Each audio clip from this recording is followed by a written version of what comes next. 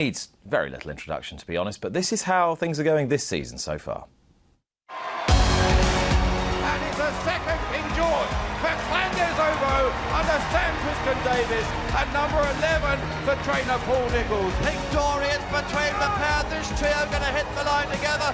Pictori, Remelux, Sir Valentine, Ciel de Neige. Soupy Soup's finishing with a wet sail. Give me a copper trying to cling on. A thundering finish. Give me a copper lasting home. It is Time White trying to see off Anna Bonina, and Time White has got the better of Anna Bonina and group stage and won the Scottish Triumph. And Sir Psycho looks a smart juvenile. He's going to continue Paul Nicholls' record in this race and win decisively. They run up to the line, Keldistan and Harry Compton leading by 2, and they stay in front to win. They've got another 100 yards to go. It is Rodon who's out in front, and Rodon and Brightly Frost win.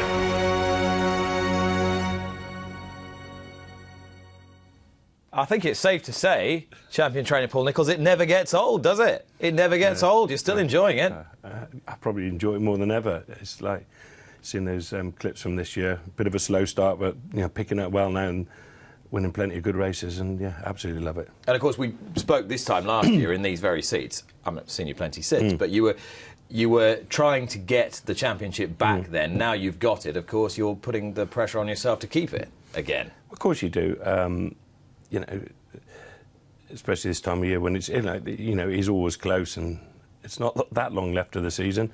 It's like anything, like the football teams, if they win the Premiership, they're going to want to try and win it again the year after. But at the same time, there's lots of wonderful races to win, and that's what you're trying to do week in and week out. And you've taken the approach, really, the last few seasons, that it's about the season as a whole. You look at the season as a whole and try and find opportunities everywhere. Yes, Cheltenham, but everywhere else as well. Is that fair? Yeah, you have to. There's so many good races either side of Cheltenham, and all through the season. You've got to, you can't just focus just entirely on Cheltenham. We try and just focus on Cheltenham with horses we think are good enough to go there and warrant being there. The others are better off going elsewhere. And there's lots of fantastic races from Cheltenham through the end of March and through April that are there to be won. And it seems silly not to start with this horse because he dominates the front page of the Racing Post today. Solo out on his own, Nicholls' new star shoots to the top of the Triumph Hurdle market. And if there's anything that excites us in this game, it's a young horse who's unbeaten and pretty unexposed, making a really startling, sparkling impression. That's exactly what he did. That must have given you a bit of a kick yesterday. Yeah, it was brilliant. He's always excited us. He's always shown us he's a lovely, lovely horse. He did what we'd hoped he'd do, but, had so much experience with some of the French horses coming over with a reputation and not acclimatising that first year and sort of blown out on their first run. Until you actually see them do it, you're not sure, but that was a fantastic performance yesterday. He just looked very easy and rhythmic and laid back. He is. That's a great thing. You said it. He's laid back. He's class. He jumps great. He takes loads and loads of work, which is good, and he's just a proper horse. How confident were you going into yesterday? If he didn't sort of, as I call blowout, because he wasn't acclimatised, I thought he would win. I thought he was going to win at Wincanton last week if he had been on there, which was going to be telling us where we're going to go. This has worked out a lot better. A lot of the horses, like Pictori came over from last year with big reputation, ran the Triumph, but he'd run 7 or 8 times and had a hard time for 18 months. This lad had only had 2 runs. As a big and strong horse, we've been able to train him. That's the big thing. We've been able to train him how we want. The others, you have to be really careful because they're normally very lean and light and not ready to be trained, where he is.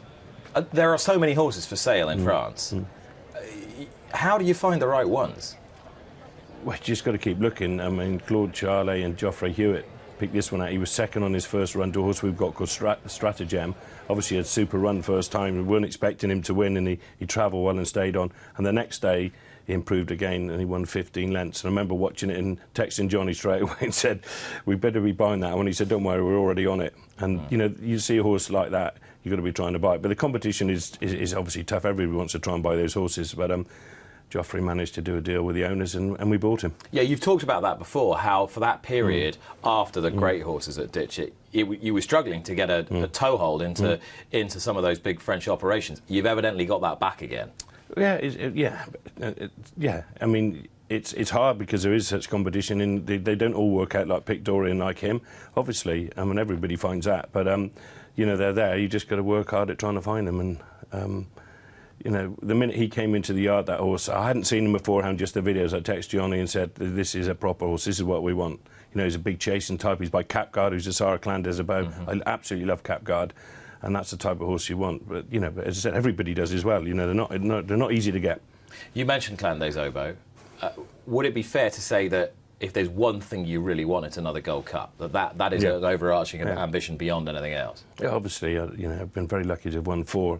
I think the most anyone's ever trained is 5. I think it was Fault Warner, Vincent O'Brien. You can correct me on. I'm sure they've both won 5 Gold Cups. It'd be nice to win a 5th Gold Cup, obviously. Yeah, it'd be wonderful. And especially for my landlord, I know he put so much into it.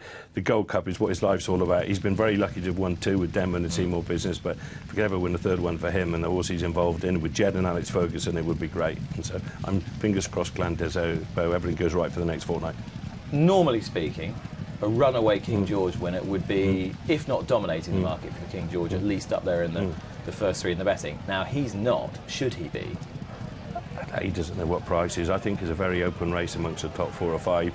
He's definitely in the form of his life, and he's definitely better than he was last year. And everyone says he's got not a great Cheltenham record, which probably goes against him, but actually it has. If you look at it closely, he should never run in the Triumph. He was the wrong type of horse to run in the Triumph. That was just, you know, on his killing time for the next year. He was beaten ahead in the Dipper Novice Chase by, I think, Whisper, ran very well. Carried 11 stone 12 as a 5-year-old in the Caspian Cavalry Gold Cup and was 2nd. And he was half the horse then, and he ran a blinder in last year's Gold Cup.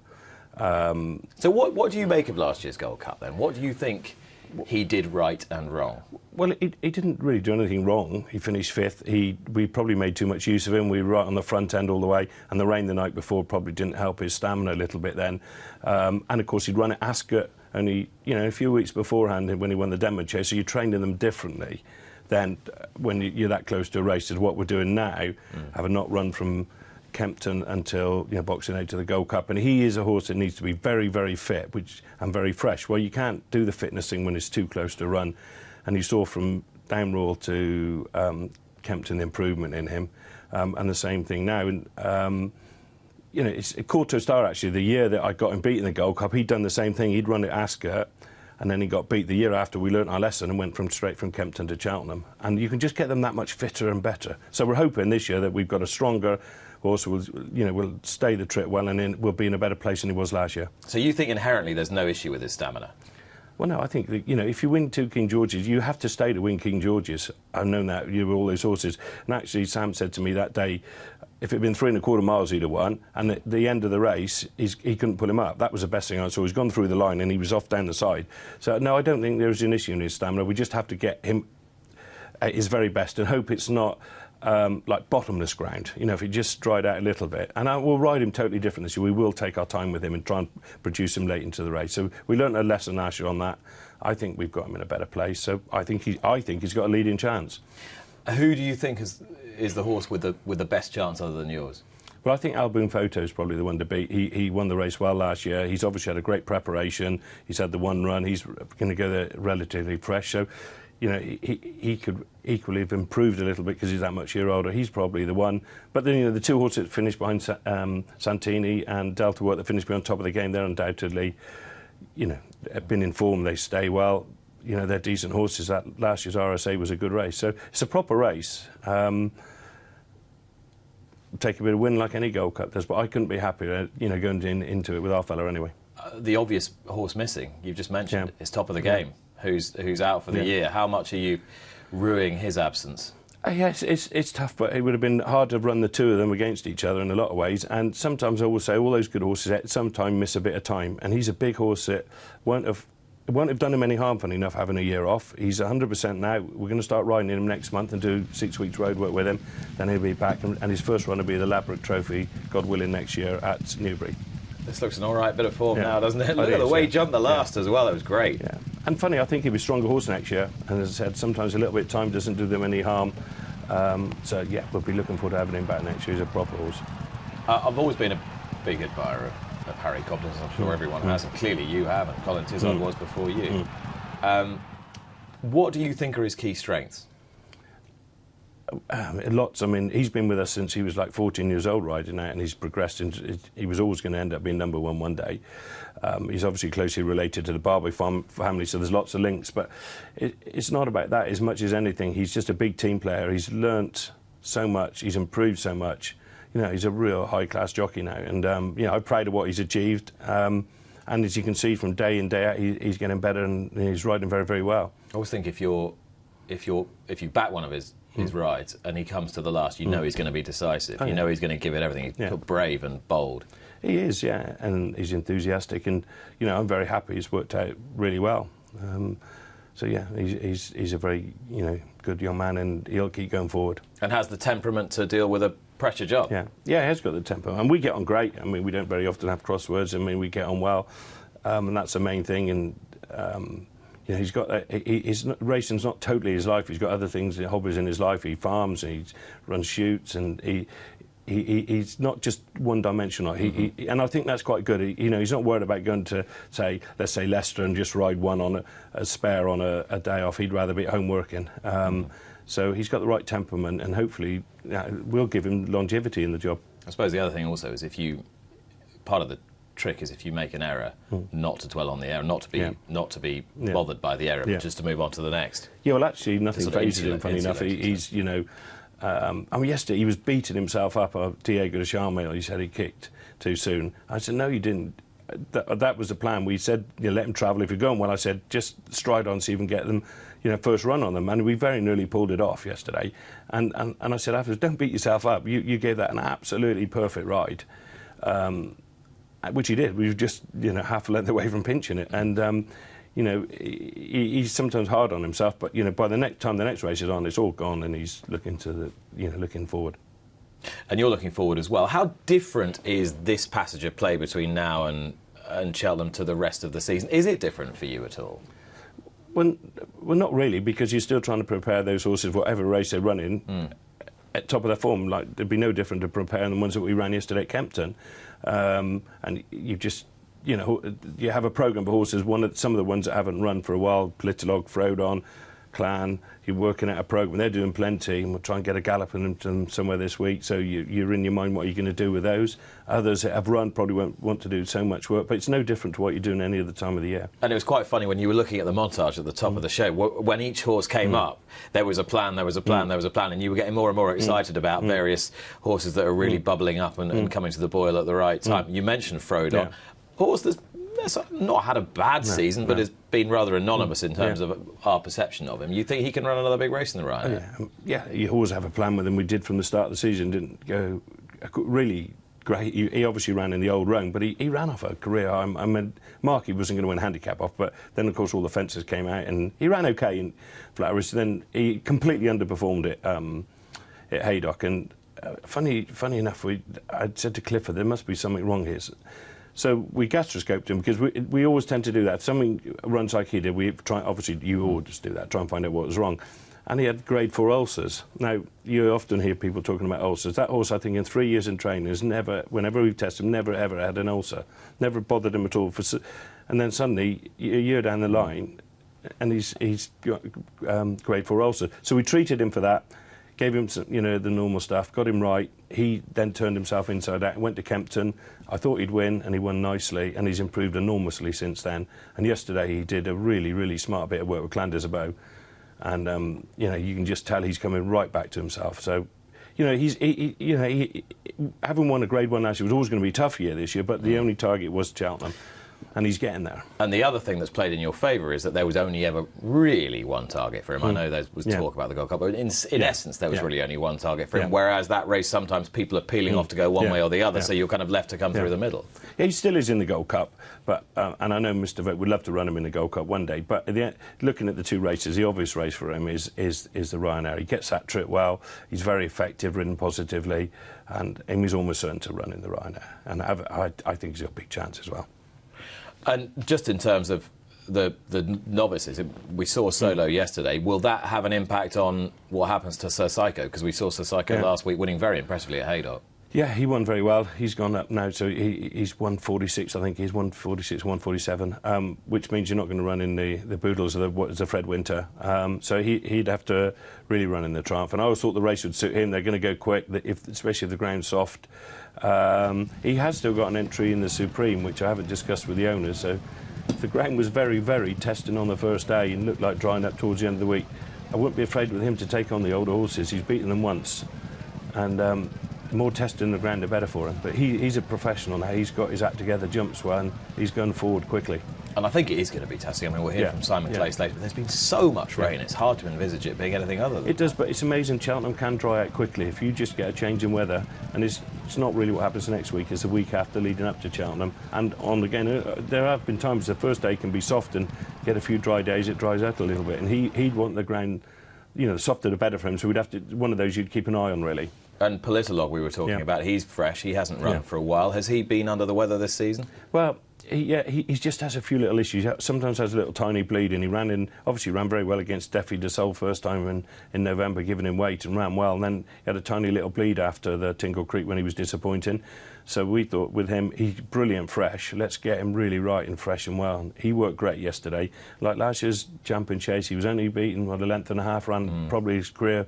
And he's in that sort of form now. So he's another one. Lots of work, like Clan, nice and fresh. Big outsider he is on his best form. Put a line through the Tingle Creek. So you've got lots to look forward to. Yeah, small select team going this. You won't have loads, but some really exciting chances. Obviously Dynamite Dollars as well is in the Champion Chase. Yeah. He ran very well the first day. After a year off the other day at Newbury, he's improved tons for that run. So he's quite an exciting horse and a bit of a dark horse. And you've got a few handicappers that are interesting. Green Team was very impressive the other day. Yeah, Green Team was very impressive. Sadly, he went up £3 for in around Fakenham. He's now 150. But, in a year's time, he might be 165. Who knows? He's a progressive horse. So Chris and I were talking about it yesterday. It's possible. We're not going to decide to near the time. Still 2 weeks away. But I'd say he's possible to run in that, and he is an improving horse. I mean, he could run in the Arkle as well, but I think the Arkle's quite a hot-looking race, and possibly off that mark, if you were thinking you'd win the Arkle, you'd take a lot of beating in the Grand Annual. So if we do run, that's probably where I'll go. Clearly, you're on top of it all, as always. But what now for you, after 11 Trainers' Championships? What now is the most challenging and difficult part of your job? Well, staying at the top, really, or near the top, and competing with everybody that's doing competition really, and trying. We got in effect a product that works. We've got a great team of staff and people headed up by Clifford, great team of owners. You just want it to go right and keep training winners. And as long as you're competitive, you want to stay near the top. And everyone knows how competitive we all are. Want to keep on winning races. On a day-to-day basis, has it got any more difficult, or is it much the same? No, there's always a lot more pressure. Basically, it's very much the same. You're working hard to try and do everything right. You never stop working, you never stop thinking, never stop planning. You've got to, as long as you've got that enthusiasm, it carries on. And you're quick to suggest that you've made mistakes the previous season. I mean, you talked about it with Clan des Obeaux at the beginning of this conversation. Is that instinct, do you think? A lot of it can be circumstance as much as anything. I mean, last year really we planned it.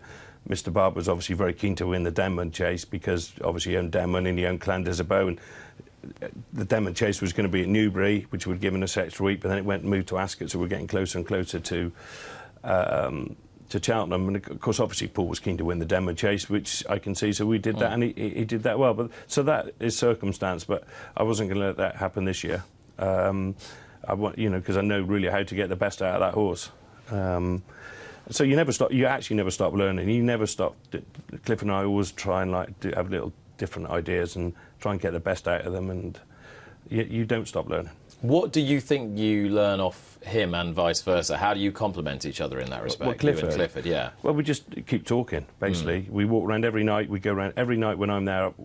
We meet at 4 o'clock and we go around all the horses and we discuss each one and have a chat and have a plan. And I might say something and he might disagree, or vice versa. And he's a brilliant man with legs, and all those sort of injuries, he picks them up very quickly. And, we'd always discuss those, or we make a plan. I'd be going around saying to him, I want to go here with this, and that's my plan. And just talk. And Harry's involved in the background as well. He's learning all the time and getting better and better. He's great with owners. But he's learning. He's like very much coming along like Dan and Harry Fry and those lads did. And you know, it's having teamwork and being able to sit down and discuss things. And one of the new things we've done the last couple of 3 years, we have what we call our board meetings. Once a month, I get all the senior staff. We have a meeting in the pub and we rip each other apart, pick holes and say who's doing what wrong and what we can do to improve. And that's been a really big plus. And that's something you only brought in the last 2 or 3 years? And that's worked really well. And so everyone, I could say, right, come on then, what do you think we're doing wrong, what we can do to improve, talk about different elements and, you know, write it all down. And every time we come away from that meeting, we put something else into practice. How much grief do they give you?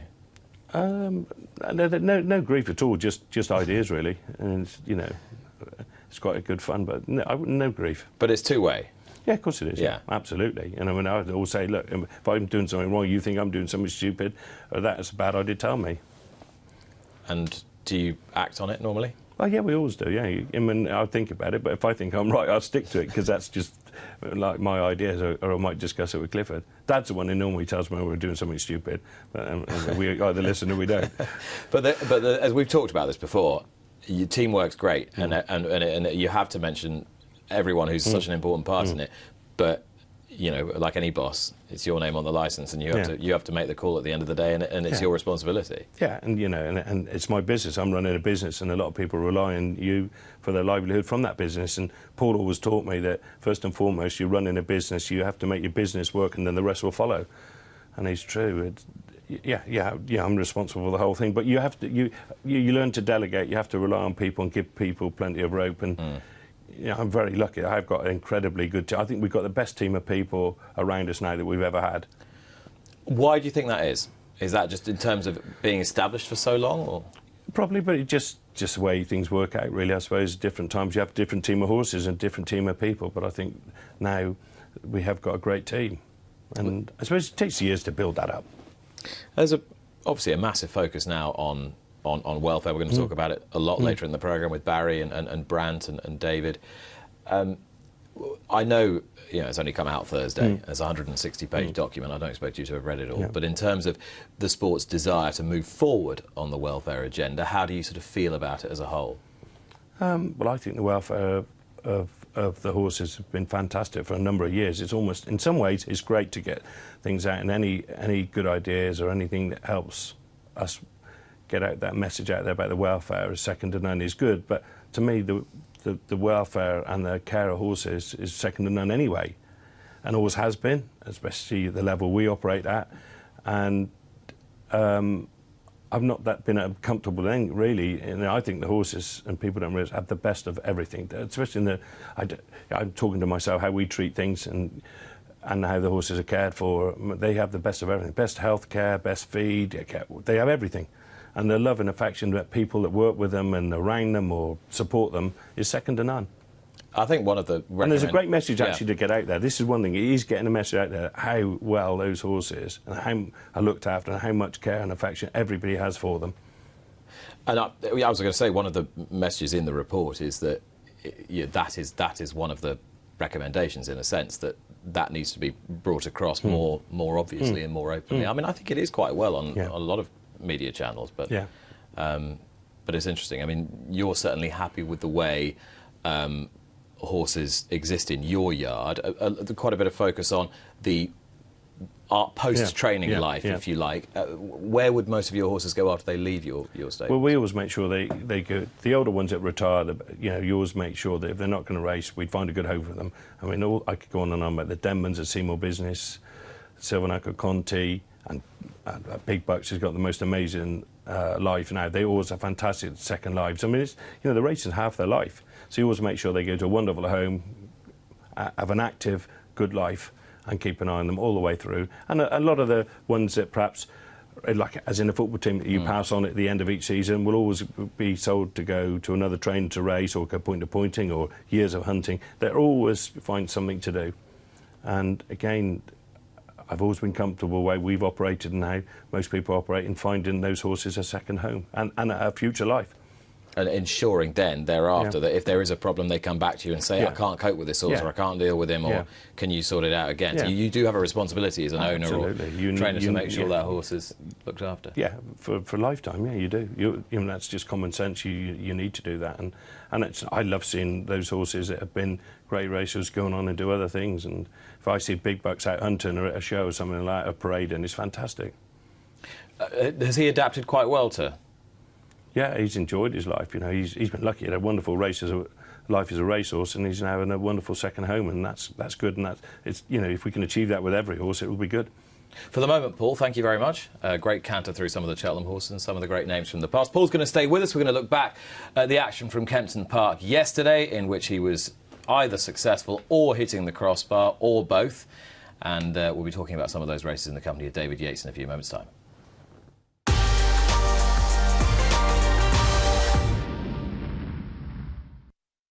Luck on